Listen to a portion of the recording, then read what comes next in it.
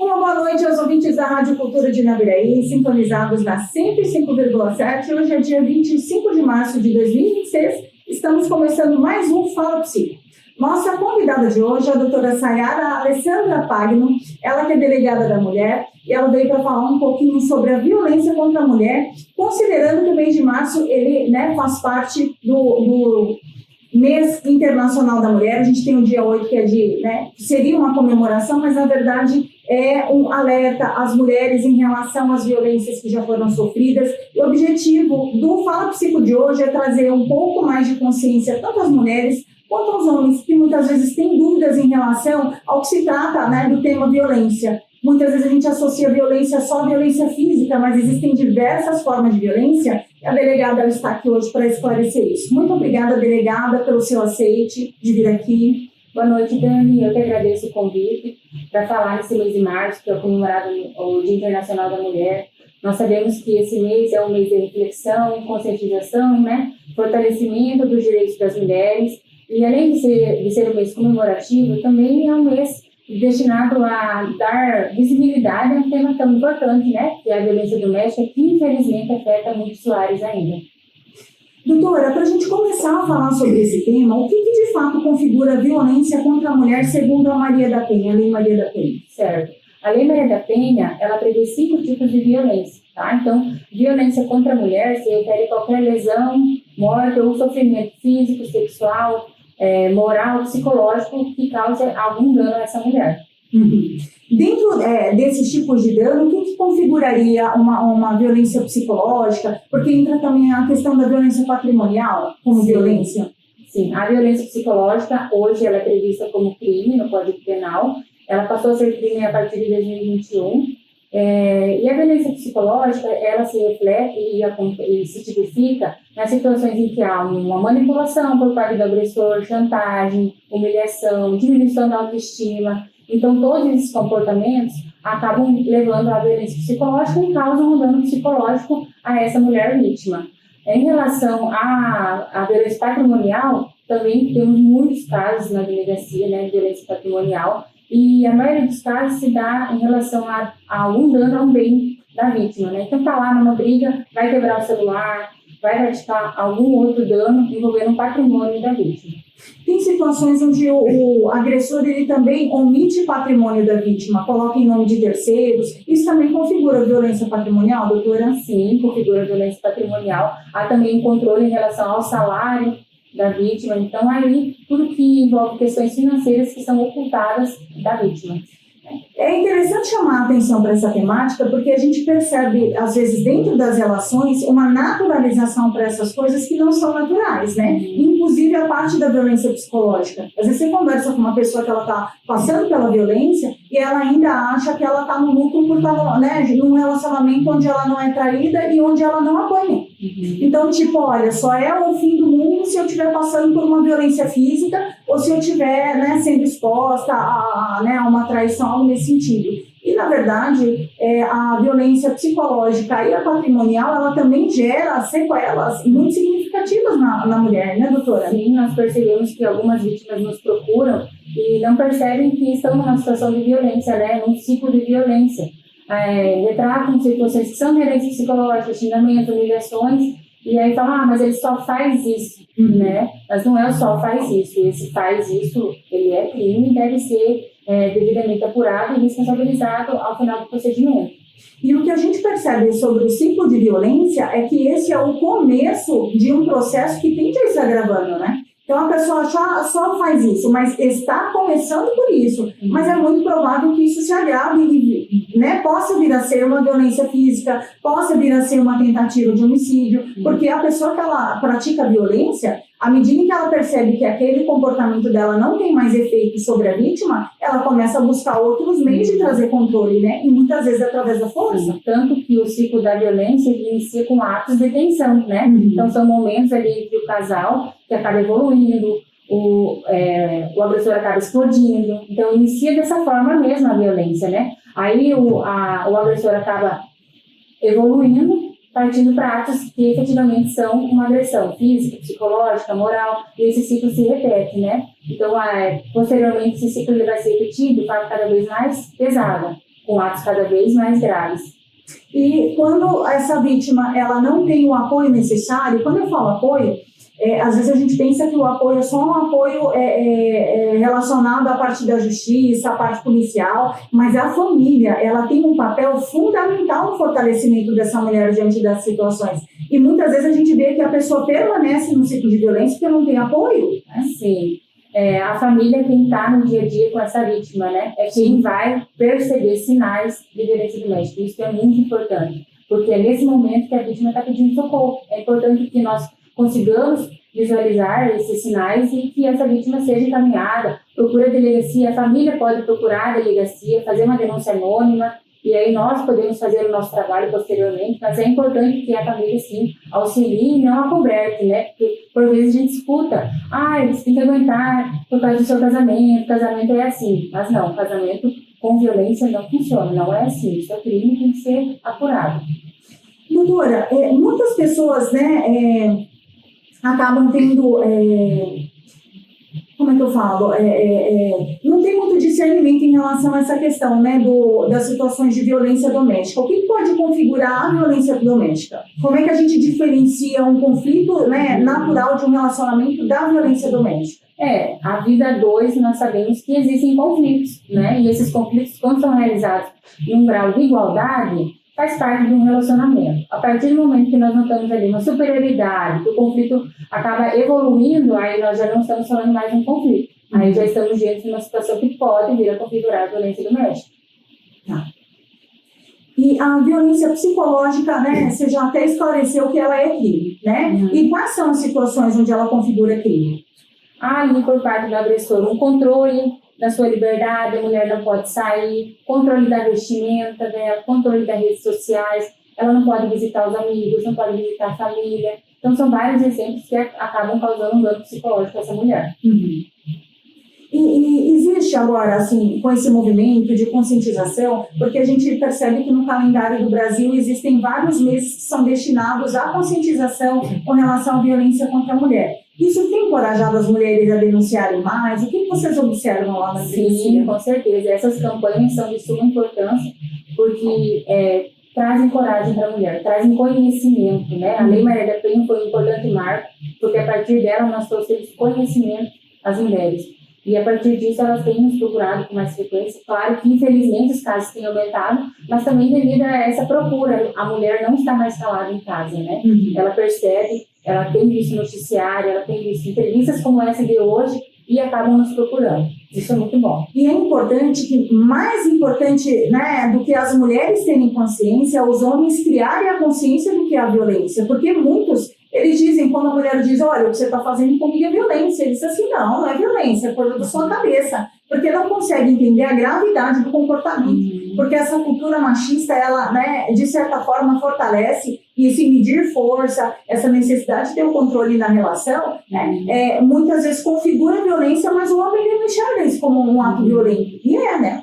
Como você bem falou, a cultura machista, infelizmente, ainda está presente na nossa sociedade e isso reflete muito na violência doméstica, porque os homens, às vezes não, a grande maioria, né, podemos assim dizer, acham que a mulher é propriedade dele, né? Então isso acaba refletindo, porque atos de violência psicológica são realizados, violência moral, violência física, e acabam parando para a delegacia, né?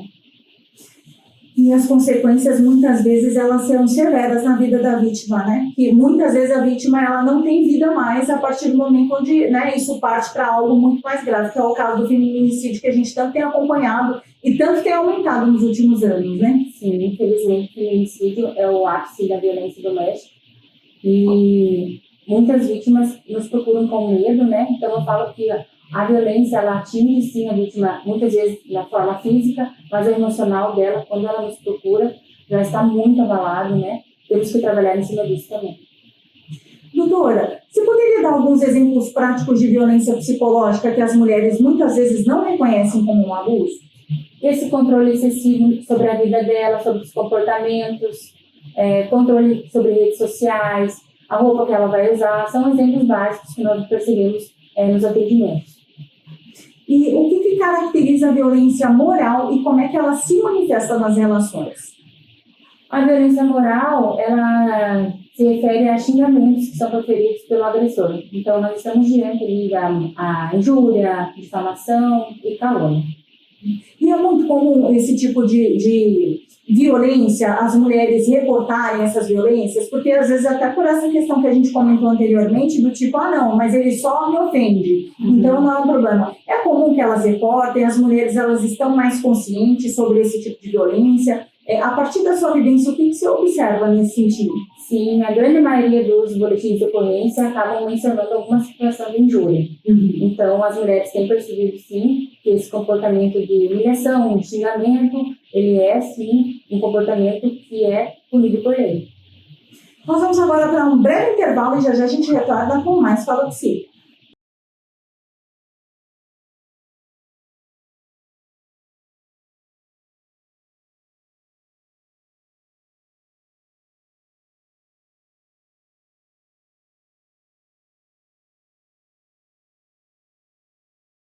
De volta com o Fala Psico. Hoje nós estamos falando sobre violência contra a mulher, aproveitando o mês de março, que é um mês, né, de conscientização em relação às mulheres. E nós estamos com a presença da delegada da mulher, a doutora Sayara Alessandra Pagno. Ela que é delegada da mulher aqui na Piraí, e ela veio tirar dúvidas a respeito, né, desse tema que é tão importante em relação à conscientização, tanto para as mulheres quanto para os homens, né? Doutora, falando um pouco sobre a violência patrimonial, ela é pouco falada, né? Muitas vezes a pessoa até não tem muito conhecimento. Quando você fala, olha, isso é uma violência patrimonial, não tem muita noção do que seria, né? O que a senhora observa no dia a dia? As mulheres, elas chegam lá, elas chegam a relatar sobre a violência patrimonial, é algo que de repente acontece, elas descobrem lá na delegacia que isso é uma violência. Como é que é em relação a esse tema? Muitas já têm esse conhecimento, mas tem algumas situações que nós precisamos explicar e estamos diante de uma violência patrimonial. A violência patrimonial na delegacia, ela se demonstra muito pelo crime de dano.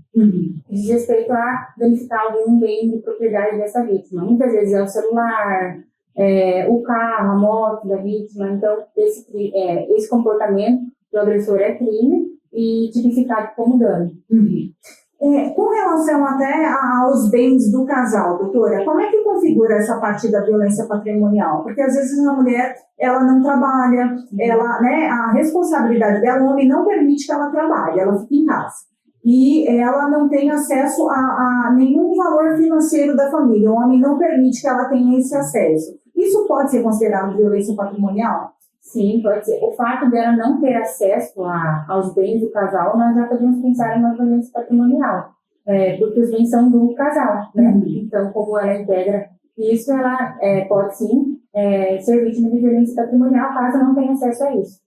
E isso a gente observa que é muito comum. Existem casais, inclusive, onde essa parte financeira, a mulher não tem acesso nem, né, a onde é que está entrando o dinheiro, quanto de dinheiro tem. E é um ponto que, assim, às vezes a pessoa faz isso por uma questão de manter o controle mesmo, para que essa pessoa, que é uma forma de você manter a pessoa na relação, para que ela não saia desse relacionamento, ela cria um vínculo de dependência, né? Mas que no momento onde essa pessoa possa vir a faltar, a mulher ela não tem nem noção do que tem de patrimônio, né? Porque não tem acesso, não sabe o que está acontecendo na vida do casal. Sim, relatam, eu divorciei e eu tive que procurar um advogado para ter acesso ao meu patrimônio, porque durante o relacionamento eu não tinha acesso às contas, o cartão de crédito estava com ele, então sim, nós temos relatos nesse sentido, sim. E tem situações onde a mulher trabalha e ainda assim o homem fica no controle da parte financeira também da casa, né? Sim, o salário é integralmente passado pelo agressor. Tem situações sim, felizmente. Doutora, aí agora falando um pouco sobre a questão da violência sexual, né? Ela pode acontecer dentro de um relacionamento estável, porque muitas pessoas ainda têm a ilusão de que se você está dentro de um relacionamento não existe a violência sexual, né? Por ter um relacionamento estabelecido, né? Como é que funciona isso dentro do casamento? Sim, nós temos a violência sexual prevista também na Lei Maria da Penha, E, infelizmente, muitas mulheres chegam lá e relatam situações que passaram em casa, em que o marido fala, você é obrigada a fazer isso porque você não é mulher. Mas não existe essa obrigação e, na verdade, isso é crime, né? Obrigar a mulher a ter uma relação sexual, controlar os métodos contraceptivos dela. Então, tudo isso configura violência sexual. E muitas vezes é naturalizado, infelizmente, né? As mulheres não sabem que estão sendo vítimas. Que é o senso de obrigação mesmo, né? Então, não, você é minha mulher, então assim, se você não fizer, vai aparecer quem faça. Ainda vem uma chantagem, às vezes, dentro dessa condição, né? Que é uma forma de manipulação mesmo. Sim, aí a gente já alia a violência psicológica, né? Então, temos a violência sexual e, em cima disso, a violência psicológica, o agressor lá fazer pressão para que a vítima acabe cedendo ou, muitas vezes, usando a força física para que ela mantenha a relação sexual. É importante que as pessoas criem consciência que tudo precisa ser consensual. Para não ser violência, precisa ser consensual, né? Então, a mulher, ela precisa querer. Se ela não quiser, qualquer coisa que você force, né? Qualquer palavra que você tente manipular a situação pode ser configurado violência. Né? Sim, isso em tudo na vida, né? A partir do momento que uma mulher fala não, é não. Não podemos extrapolar esse limite. O não é um limite para que seja respeitado. Os homens precisam aprender isso, né? Eu vi o caso de um estupro coletivo, onde a adolescente, ela tinha a princípio aceitado e depois ela disse que não queria mais, mas na verdade ela não tinha aceitado o estupro coletivo, ela tinha aceitado sair com o rapaz. E depois as pessoas dizendo, não, mas ela aceitou. Ok, ela aceitou no primeiro momento ter uma relação e depois ela não quis mais, e a pessoa tem direito de não querer mais. Né? E ainda a vítima sofre julgamentos, né? Percebe? Porque nesse caso, parece que ela foi encontrar com um namorado e ele chamou outros amigos, né? E acabou acontecendo um estupro coletivo. Ela falou não. E esse não foi respeitado por eles, né? Então, a partir do não que não foi respeitado, nós temos o crime do estupro. E o quanto a gente precisa educar a sociedade para o não, né? A gente também teve o caso daquele homicídio em Goiás, das 2 crianças. Sim. Né? Que não foi, a forma que ele encontrou de agredir a mulher não foi matando a mulher, que talvez seria menos doloroso para ela do que ela vivenciar a situação que ela vivenciou de perder os filhos, né?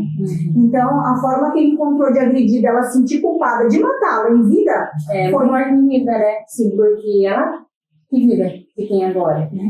Então, é uma forma da pessoa continuar existindo, mas com toda essa carga, né? Remorso, né? Sofrimento, imagina essa mãe.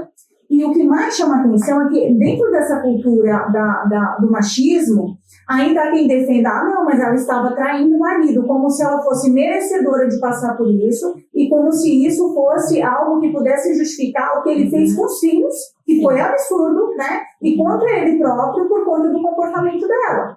E se você perceber, os comentários partem de quem? Mulheres. Muitas vezes as mulheres comentam isso.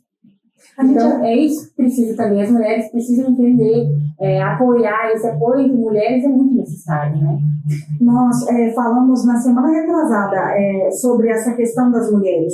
Que a primeira coisa que a gente precisa mudar, se a gente quer mudar esse ciclo de violência contra as mulheres, é a visão que as mulheres têm sobre, né, umas às outras. Porque muitas vezes a violência parte da própria mulher. O olhar machista é da própria mulher, né? Que não protege, porque não há nada que justifique uma violência, não há nada que justifique um estupro, não é a roupa que vai determinar o que vai acontecer com a pessoa, porque ela tem o direito de escolher o que ela quer viver e o que ela não quer viver, né? Nós, mulheres, já sofremos muito com o machismo. Sim. E aí, mulheres estão auxiliando isso, né? Então, é um problema.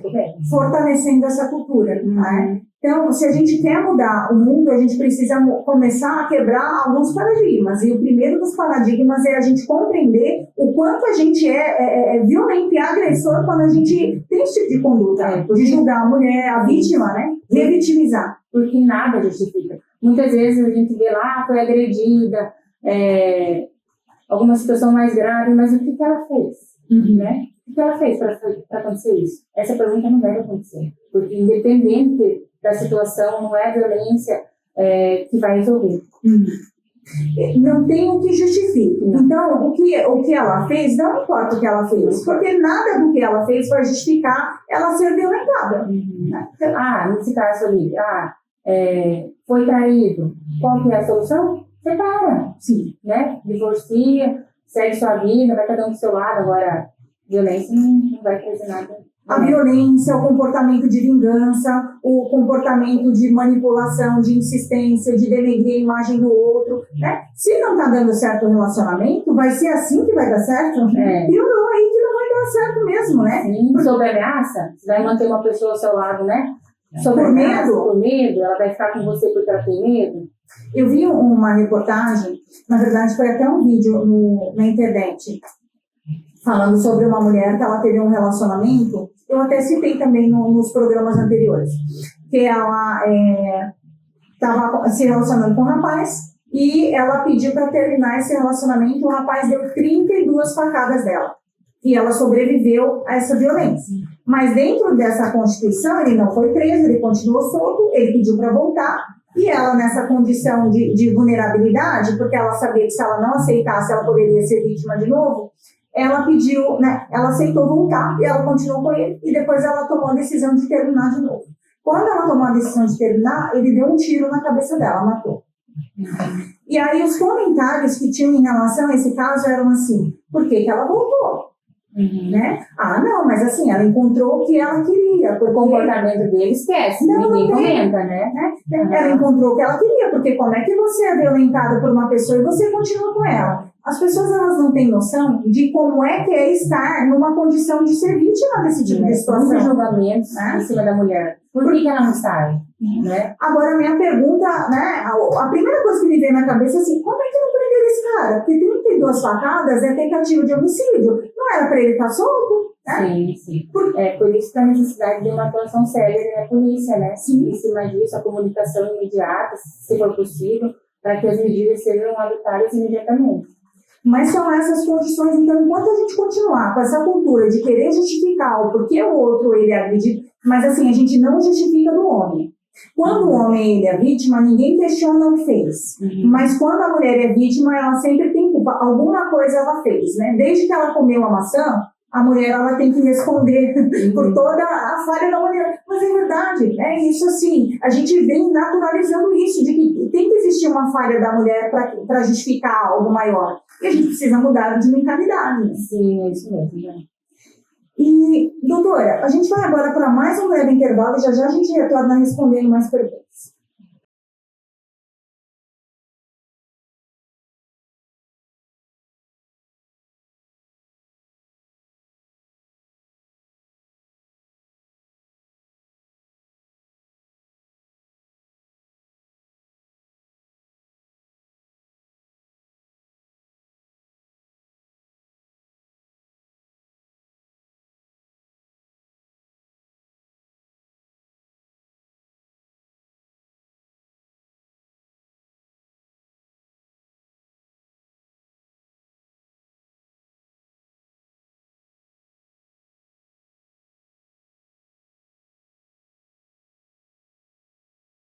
De volta com o Fala Psico, nós estamos aqui com a doutora Sayara Alessandra Pagno, ela que é delegada da mulher, e ela está aqui esclarecendo sobre violência contra a mulher. Doutora, dando continuidade, controlar roupas, amizades e redes sociais também é considerado como violência, né? Sim, esses comportamentos se refletem como violência psicológica. E é comum as mulheres relatarem esse tipo de violência? É muito comum, mas elas não percebem que é, de fato, uma violência. Né? E aí, na delegacia, nós explicamos que tudo isso reflete uma violência psicológica. Quando uma mulher ela chega para relatar esse tipo de violência, né, normalmente ela traz que tipo de consciência para essa situação? Porque muitas vezes isso, assim, pelo que eu observo dentro do consultório, as mulheres entendem esse controle como amor, né? Ah, não, é que ele gosta tanto, ele tem ciúme, né? Como é que elas trazem isso quando elas estão lá? É semelhante a isso mesmo, né? Ele gosta de mim, esse ciúme é porque ele me ama, ele está me protegendo. Muitas vezes partem de falas do próprio agressor. Eu faço isso para te proteger, né? Então elas não percebem que se trata de fato de uma violência. Mas muitas retratam também situações, eu estou fazendo acompanhamento psicológico, psiquiátrico, porque eu estou exausta mentalmente devido a esse comportamento excessivo, né? E abusivo. E as ameaças veladas e indiretas também podem ser configuradas como crime, doutora? Sim, muitas vítimas chegam lá e falam, ele falou que você vai se arrepender. Isso é uma ameaça indireta e que pode ensejar um boletim de ocorrência. Então, não necessariamente tem que ser uma ameaça de morte ou de fazer alguma coisa. Ameaças veladas também configuram crime. Expor a mulher em redes sociais ou divulgar conteúdos íntimos entra também na parte da violência? Sim, existe um crime específico para isso, de divulgação de conteúdo íntimo sem autorização. E além da parte criminal, nós também temos uma responsabilização civil em cima disso, né, do dano moral que essa exposição com certeza causou a essa mulher vítima. E é comum esse tipo de crime? As mulheres relatarem isso na delegacia? Normalmente, no término, né, da relação, temos alguns casos em que relata que, como vingança, como chantagem para que volte, acaba acontecendo a divulgação de vídeos íntimos, infelizmente. Quando o parceiro humilha constantemente, mas nunca agride fisicamente, isso pode ser configurado como crime, doutora? Sim, mais um comportamento que configura violência psicológica. Porque às vezes a pessoa ela fica ali e às vezes a humilhação ela também é velada, né?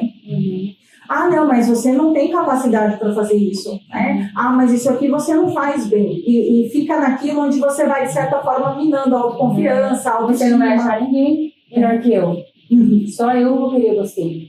Né? Então, são comportamentos que não diretamente humilham no sentido amplo, mas que acabam denegrindo e vão tirando a autoestima daquela mulher. Né? E uma mulher sem autoestima, como é que ela vai se sentir, né, na condição e a segurança para sair desse relacionamento? Né? Dificilmente sai. Né? E aquela repetição de frases, né, acabam colocando essa mulher, infelizmente, numa situação de grave abalo emocional. E tem situações que elas são veladas, que elas vêm com uma roupa mais bonita, tipo, ninguém vai te amar como eu te amo. Aí você diz assim, nossa, realmente, né, assim, que amor, porque é um amor que controla, um amor que a pessoa, ela, né, se desequilibra por mim, e às vezes a pessoa, ela não percebe o ciclo da violência, ela realmente acredita que é amor, uma situação de controle e posse, né?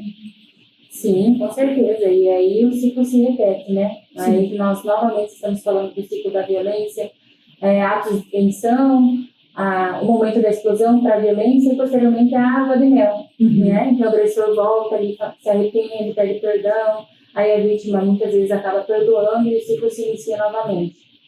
Doutora, a partir do que vocês observam do perfil do agressor, os agressores são mais influenciados pela cultura machista ou existe um perfil narcísico ou, né, com traços mais sociopáticos ou psicopatas que interferem dentro desse tipo de conduta? Algumas exceções nós conseguimos perceber alguns traços de psicopatia mesmo, mas em regra é a cultura machista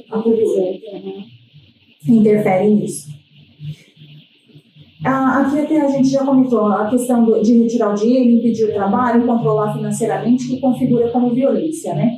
E o que a mulher deve fazer quando ela identifica que ela está numa situação de violência, doutora? Procurar ajuda o quanto antes. Se for uma situação de flagrante, uma agressão que acabou de acontecer, ela tem que acionar o 190, que é a Polícia Militar, pode procurar a delegacia, procurar auxílio o mais rápido possível.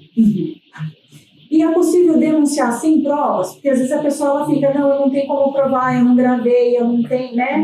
E fica até com receio de fazer algo e de repente ela não tem como sustentar aquilo que ela está dizendo. É necessário as provas? Como que funciona? Esses tipos de crimes de violência doméstica, a palavra da vítima ela tem uma especial relevância. E esse é um entendimento já formado pelas jurisprudências e pelos tribunais superiores. Por quê? Não vão ter testemunhas, né? O homem não vai bater na frente da família. Então, são crimes que acontecem sem testemunhas e a palavra da vítima, diante desse cenário, assume uma especial relevância. Então, a mulher que ela passa por esse tipo de violência, ela não precisa se preocupar em ter, né, provas em relação... A prova é a fala dela. A prova é o que ela está falando.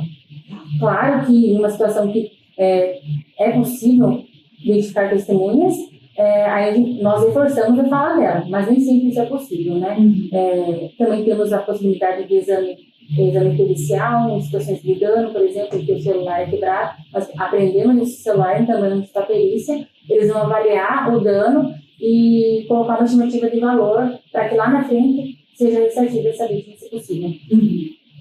E E como é que funciona a medida protetiva, doutora? Às vezes a gente vê as mulheres, né, recorrendo a essa questão da medida protetiva e muitas relatam que não conseguem a medida protetiva. Como é que funciona essa parte em relação à segurança da mulher?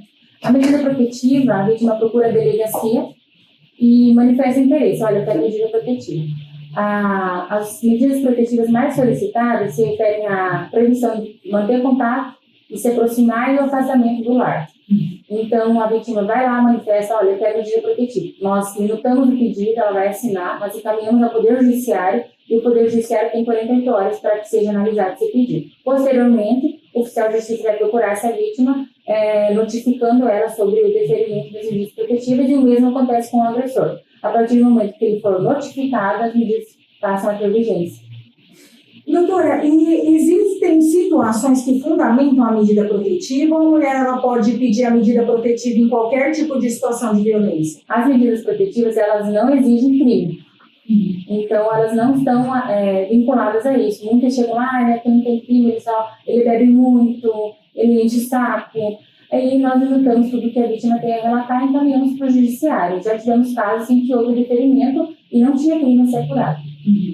Eu vi na semana passada, na verdade nem foi na semana passada, foi na semana retrasada, que agora além de ter a tornozeleira, vai ter também uma pulseira para a mulher identificar a aproximação do agressor em relação a ela. É algo que vai chegar para cá? Como é que vai funcionar isso? É um dispositivo que a vítima vai ter aí na sua posse, que vai acender uma luzinha, vai apitar, né? Quando o agressor estiver no perímetro de proibição. Por quê? No momento que a tornozeleira ela é colocada, há um registro lá de um endereço que ele não pode se aproximar. E nesse endereço tem um raio de 200 metros. Não é fixo esses 200 metros, pode ser mais ou menos, mas em regra tem sido isso. E aí, se ele se aproximar nesse raio, o aparelho vai aplicar. Aqui na Virei não tivemos nenhum caso ainda em que houve a disponibilização desse aparelho. Mas é uma previsão da Lei Maria da Penha. Que bom. Porque muitas vezes, assim, tem a questão do perímetro, tem a questão do endereço, mas essa mulher, ela não fica só nesse endereço, né? Ela trabalha, às vezes ela sai, e já vivenciei, inclusive, situações de estar com pessoas com medida protetiva, de chegar no lugar e o agressor está nesse lugar. Né? E aí a pessoa já fica. Quando ela identifica uma situação, mas às vezes que você não identifica o agressor e você fica no mesmo ambiente, né? Sim, isso é um risco que acontece muito, né? Cidade pequena, acontecem encontros, ou o agressor ele acaba por perseguir a vítima pela cidade, ou espera ela sair do trabalho. Então são várias situações em que o agressor pode estar acompanhando essa vítima. E são situações que já fogem muito dessa questão do monitoramento, porque não está dentro daquele raio, né? Por isso que, numa situação de agressão, nós solicitamos que as vítimas comuniquem imediatamente, porque eu falo que a melhor medida protetiva é a prisão em flagrante. Né? Ele sendo preso ali, ele vai sentir de uma forma mais severa as consequências dos atos, né? Porque aí nós já estamos falando do outro cenário, ele vai para a delegacia, aí se converter em prisão preventiva, ele vai descer para o presídio, então aí deixa de ser só um papel, né? E quanto tempo, em média, leva para, assim, dentro de uma condição comum, uma medida protetiva ser concedida, doutora? Ou ela tem um tempo padrão de 48 horas? Pela Lei Maria da Penha, ela tem um tempo de 48 horas, mas aqui na comarca nós percebemos que 24 horas, normalmente, a vítima já está notificada da medida protetiva. Que bom, tem essa celeridade, né? Sim, a preocupação em notificar o agressor o quanto antes. Existem situações, doutora, onde tem essa questão da importunação, da bebida alcoólica, onde até às vezes não chegou a configurar crime, mas existe um risco de crime, né? Do agressor, por exemplo, né? Não só tentar algo contra a vítima, mas contra os filhos, né? Abuso sexual, a gente acompanha que existem muitos casos de abuso sexual quando o agressor ele não é pai, e às vezes até quando é pai também, né? Com relação a enteado. Quando a pessoa está autorizada, quando a mulher ela identifica esse tipo de situação, né?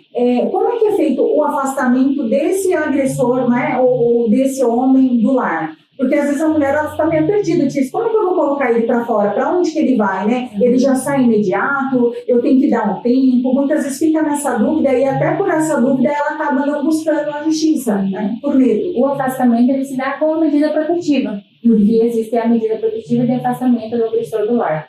Então, assim que o juiz defere a medida protetiva, a oficial de justiça vai até o endereço da vítima, provavelmente é o mesmo endereço com o agressor, notifica e realiza o afastamento dele. Naquele momento, ele é retirado do lar. E se ele retornar, nós estamos diante de um crime de descumprimento de medida protetiva. E nessas situações, ele tem que ter ciência, porque às vezes a mulher ela não faz isso porque ela tem medo, tipo, não, como é que eu vou colocar ele para fora? E ele sabe que eu vou colocar ele, né, que eu vou fazer a medida protetiva, é algo que ela pode ir lá e depois que sair ele ser notificado, ou ele já tem ciência do início do processo? Ele vai ter ciência no momento que ele for notificado pelo oficial de justiça, né? A gente até orienta as vítimas que, por vezes, vão lá, registram o BO e voltam para casa com o agressor. E nós falamos, olha, não fala nada, deixa que ele vai tomar ciência no momento que uma autoridade procure por ele. Porque se ela for falar, pode ser que essa situação venha evoluir com uma agressão também, né? Até por uma questão de segurança, o ideal é que ela mantenha. A orientação é que ela, se puder, passar a noite na casa de uma familiar, para que no outro dia seja feito o afastamento e evite qualquer conflito. Nós vamos agora para mais um breve intervalo e já a gente retorna com o último bloco do Fala Psi.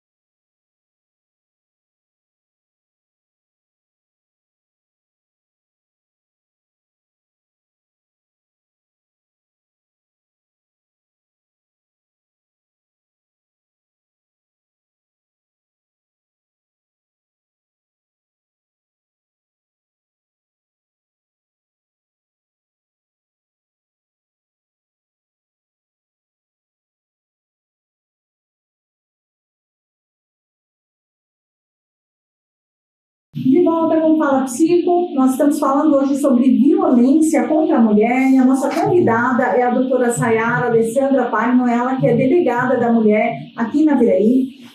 Doutora, dando continuidade, por que muitas mulheres permanecem em relações de violência mesmo reconhecendo as situações do abuso? Nós conseguimos vislumbrar nos casos a dependência emocional, dependência financeira e também o ciclo da violência. Porque o agressor ele nem sempre é ruim, ele vai alternar entre momentos que ele vai praticar uma agressão e momentos que ele vai fazer um carinho nessa vítima. Então é o ciclo da violência mesmo que se demonstra e acaba impedindo que a vítima consiga sair de fato do relacionamento. No fundo, ela tem uma expectativa, uma pessoa que ela está num relacionamento, ela tem uma expectativa em relação àquele relacionamento, né? E daí ela tem a ideia, ninguém vai casar com uma pessoa, né, para ser infeliz. A gente casa porque a gente quer ser feliz ao lado daquela pessoa. Então é isso que a gente alimenta. Então a pessoa ela fica às vezes na busca de concretizar, de dar uma oportunidade para ver se ela consegue atingir aquela expectativa que ela tem. Né? Quando a vítima ela conheceu o agressor, ele não era agressor ainda, né? Ele era uma pessoa boa, porque ninguém vai se relacionar com alguém que é agressor desde o início. Então, ele foi uma pessoa boa, ele foi um bom homem, e com a evolução, com o passar do tempo, ele vai demonstrando comportamentos agressivos, e aí dificultando a saída da vítima, porque após o comportamento agressivo, ele volta a ser bom. E aí, cada vez, o comportamento agressivo vai ficando cada vez mais pesado e mais severo. E muitas justificam, às vezes, a permanência nessa relação do tipo, não, mas assim, isso são situações pontuais. Mas na maior parte do tempo a gente se relaciona muito bem, né? Teve até um caso que nós perguntamos para a vítima por que, né, da situação, explicamos para ela sobre o ciclo, e ela mencionou, mas ele só faz isso quando bebe. E aí nós perguntamos, mas qual a frequência que ele bebe? Aí ela respondeu, todo dia. Então ele não é bom, né? Ele não é bom. Isso ele é ruim. Quando bebe, ele bebe todo dia, quando que ele vai ser bom? Nunca é. Nunca. A hora que dorme, de repente. Meu Deus do céu. E, doutora, existe um perfil comum de agressor ou de violência, né? Ou a violência contra a mulher, né? Essa visão de violência, ela atravessa todos os contextos sociais.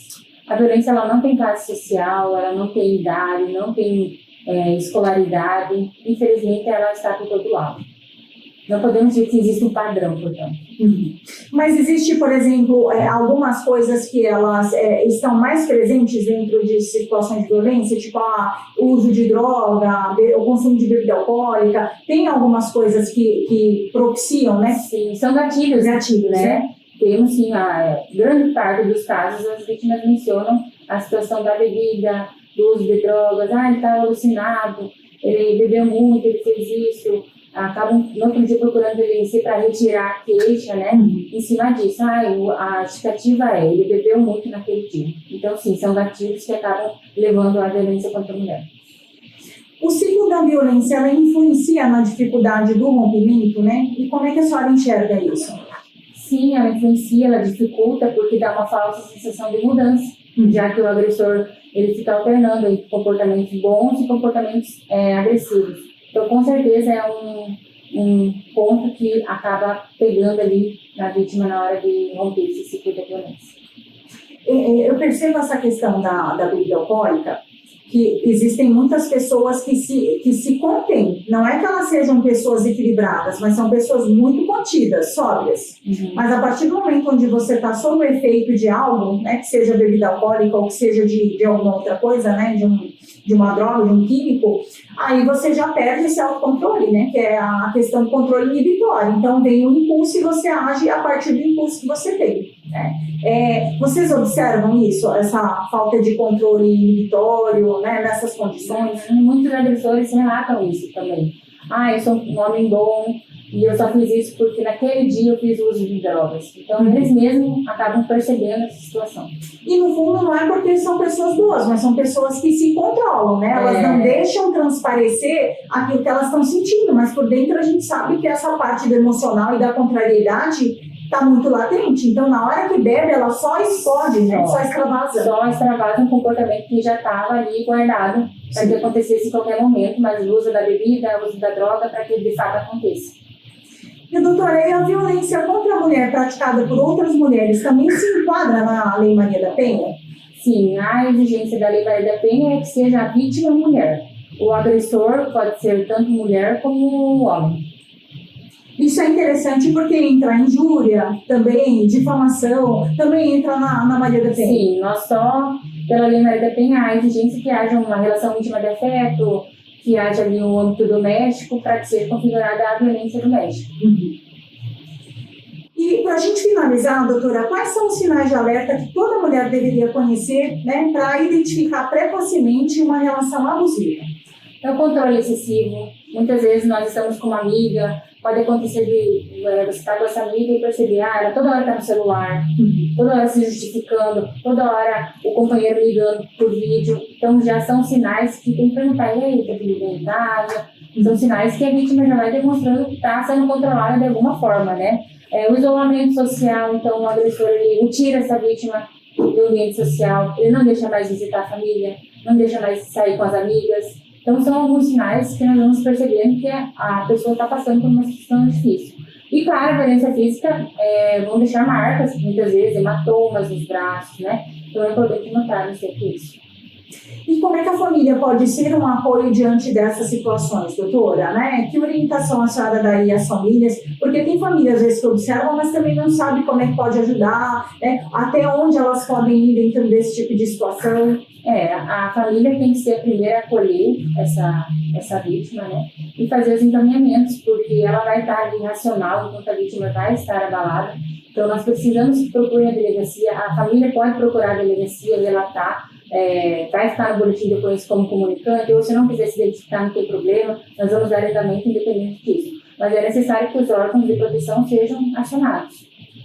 Doutora, gostaria muito de agradecer a sua disponibilidade. Eu acredito que a melhor forma que a gente tem de prevenir é conscientizando, né? Então, à medida que as pessoas elas têm consciência, que elas começam a ter uma noção do impacto, né, das escolhas e as consequências das suas escolhas, a gente vai trazendo, né, mais, além da consciência, mais controle para o comportamento mesmo, para que as pessoas consigam, né, buscar as mudanças que são necessárias e quando não conseguem mudar sozinhas, que busquem os auxílios necessários, né? Ninguém é perfeito, existem pessoas que acabam até por uma questão de ambiente, de naturalização, a gente tem a questão da cultura, que reforça também muito disso que a gente está falando aqui, né? Então a gente sabe que existem algumas limitações, mas a pessoa reconhecendo que ela não consegue, ela precisa buscar ajuda, né? Mas nada vai justificar, não, mas é porque eu tive sustentado, ok, mas a gente tem uma série de mecanismos, uma série, né, de redes de suporte, de intervenção que te auxiliem para você trazer o controle para que isso não chegue a ser, né, algo que vai gerar uma consequência negativa para a tua vida, né? Então isso vale para o agressor, seja ele homem, seja ele mulher, mas para que ele crie consciência e busque mudanças, né? A gente só vai conseguir evoluir se a gente começar a trazer consciência para aquilo que a gente faz, né? Consciência para a nossa família e principalmente para nossos filhos. Nós precisamos mudar a infância das crianças. Elas precisam aprender desde cedo que violência doméstica não é permitida em casa, porque criança ela vai reproduzir o comportamento do pai, né? Então, tendo um pai agressor, pode ser que essa criança venha reproduzir e normalizar a agressão física no seu casamento futuramente. Então, é preciso intervir também em relação às crianças para que elas sejam conscientizadas sobre a violência doméstica. Doutora, mais uma vez, fica muito obrigada, né? Eu acredito que foi muito esclarecedor. E espero que a senhora volte mais vezes para falar, né, sobre esse tema que é tão importante e outras temáticas que envolvem, né, a segurança da mulher. Muito obrigada. Eu que agradeço, Dani, pela oportunidade de falar sobre um tema tão importante. Me coloco à disposição, quem precisar, procura a delegacia, nós estamos lá à disposição sempre. E queria deixar os canais de denúncias, tá? O 190, Polícia Militar, numa situação de flagrante. O Disque 100 e o Ligue 180 são canais de denúncias anônimas, então a pessoa pode entrar lá nesse canal, seja online ou ligar, fazer uma denúncia anônima de uma situação de violência doméstica, e também o nosso número da delegacia, que é 679-9216-2208. Obrigada. Obrigada. Nós vamos deixar, né, esse contato na observação também, porque esse bate-papo vai ser transmitido pelo YouTube, então fica também na observação lá no YouTube e no nosso Instagram. Doutora, mais uma vez, muito obrigada. Obrigada, Vitória e Ferreira, que nos deram suporte aqui hoje no decorrer da gravação. Uma excelente noite a todos vocês. Fiquem com Deus e até a próxima semana.